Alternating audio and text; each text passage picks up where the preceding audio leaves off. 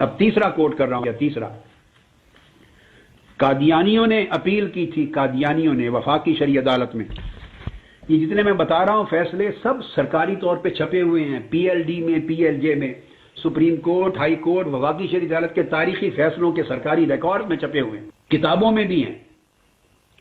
1984 میں وفاقی شرعی عدالت میں قادیانیوں نے اپیل دائر کی کہ ہمیں ہماری عبادت گاہوں کا نام مسجد رکھنے سے روکا جا رہا ہے، ہمیں کلمہ پڑھنے سے روکا جا رہا ہے، اذان سے روکا جا رہا ہے، وغیرہ وغیرہ، جو شاعر اسلام تھے ان کے استعمال کی اجازت دی جائے۔ ہم غیر مسلم ہیں، ہمیں ڈکلیئر کر دیا مائنورٹی، ٹھیک ہے، درست ہے، لیکن بطور غیر مسلم اقلیت ہمیں مذہبی آزادی دی جائے، اس میں مداخلت کیوں کی جا رہی ہے؟ مذہبی آزادی دی جائے، یہ ہمارا مذہب ہے، ہمارے شاعر ہیں، تو ہمیں اجازت دی جائے، اس میں مداخلت نہ کی جائے، یہ آئین ہے پاکستان کا۔ یہ کیس تھا، اس پر پورے ملک کے یہ سارے علماء پیش ہوئے، چوٹی کے۔ جب یہ پیش ہوئے، پوری سماعت ہو چکی، تو میں اللہ کو گواہ بنا کر بتا رہا ہوں، لا الہ الا اللہ محمد رسول اللہ، یہ سارے شکست کھا گئے۔ اب یہ اندر کی سٹوری ہے، میں آپ کو آج اندر کی بات بتا رہا ہوں۔ اور قادیانیوں کی اپیل کو خارج نہیں کروا سکے اور اپنی تصحیح کروا لی۔ اس میں وہ تحفظ ناموس رسالت والے بھی تھے، تحفظ ختم نبوت والے بھی تھے، علماء دیوبند بھی تھے، اہل حدیث بھی تھے، اہل سنت بھی، سارے تھے۔ عدالت کے جو سوال تھے جو قادیانیوں نے اٹھائے تھے، ان میں سے کسی ایک کا بھی جواب نہیں دے سکے۔ جو عالم صاحب جاتا عدالت میں تو وہ اس کے دعوی نبوت کا قصہ چھیڑ کے بیٹھ جاتا، اس نے دعوی نبوت کیا، لا نبی بعدی، خاتم النبیین، جو دعوی نبوت کرے وہ کافر مرتد ہے اور لہذا یہ مسلمان نہیں ہے۔ وہ عدالت کہے بھئی یہ مسئلہ زیر بحث نہیں ہے، یہ 1973 کے آئین میں طے ہو چکا ہے بھٹو صاحب کے زمانے سے، پارلیمنٹ کے ذریعے، یہ غیر مسلم اقلیت ہو گئے ہیں۔ اب اس کا دعوی نبوت کرنا، کافر ہونا، مرتد ہونا، یہ تو عدالت میں زیر سماعت ہی نہیں ہے۔ کوئی آئے تو کہے وہ کانا تھا، وہ دبواتا تھا عورتوں سے، وہ بے ایمان تھا، وہ کہتا تھا سیٹی سیٹی مجھ پر یہ وہی آتی ہے، یہ حوالے سنا ہے، مزہ کا خیر۔ یعنی یہ جو حرکت ہے ان لوگوں کی کہ تصحیح کروا دینا حرمت دین کی، اس طرح کی باتیں کر کے عدالت ہنستی تھی۔ وہ کہے خدا کے بندو آپ ہار جائیں گے کیس، ان میں سے کوئی چیز زیر بحث نہیں ہے۔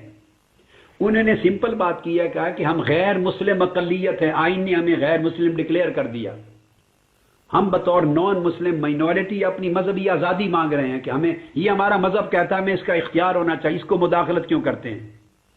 اس پر دلائل دیں ازرو شریعت کہ یہ الفاظ وہ استعمال کر سکتے ہیں یا نہیں اپنی مذہبی آزادی کے طور پر۔ جب یہ سارے بھگت گئے اور وہ عدالت انتہائی پریشان ہو گئی، میں اس وقت ناروے دورے پر تھا، تو مجھے ٹیلی فون آیا، نفس مسئلہ پر گفتگو ہی نہیں کی کسی نے۔ یہی پرابلم ان کا آج ہے کہ نفس مسئلہ کچھ اور ہوتا ہے اور یہ بنا کچھ اور، بحث میں کچھ اور لیتے ہیں، خلط مبحث کر دیتے ہیں۔ اصل بات یہ ہے، یہ اس کے مرتد ہونے کے دلائل دیتے ہیں اور وہ مسئلہ زیر بحث نہیں ہے۔ مسئلہ ان کے غیر مسلم اقلیت کے طور پہ مذہبی آزادیاں کیا ہیں کیا نہیں ہیں، مسئلہ یہ ہے۔ چنانچہ ڈیٹ فکس ہوئی ان کے ساتھ، میں نے اپنا دورہ منسوخ کیا، بقایا واپس آنے کا کہا، انہوں نے میری واپسی کے، میں نے کہا 3 دن دے دیں تاکہ میں اسٹڈی کر لوں۔ اب یہ سارا ملک گواہ ہے، کراچی سے پشاور تک اور لاہور کے سب علماء گواہ ہیں۔ ہائی کورٹ کی بلڈنگ تھی، 6 گھنٹے دلائل ہوئے میرے، 6 کے 7 گھنٹے، اسپیکر لگا ہوا تھا۔ اس ایک دن کے 6 گھنٹے کے دلائل سے قادیانیوں کی اپیل خارج کر دی گئی۔ اتنا مواد دلائل کا دے دیا انہیں کہ شکست کھا گئے قادیانی۔ سارے جہان نے دلائل سنے اور نتیجہ کیا ہوا؟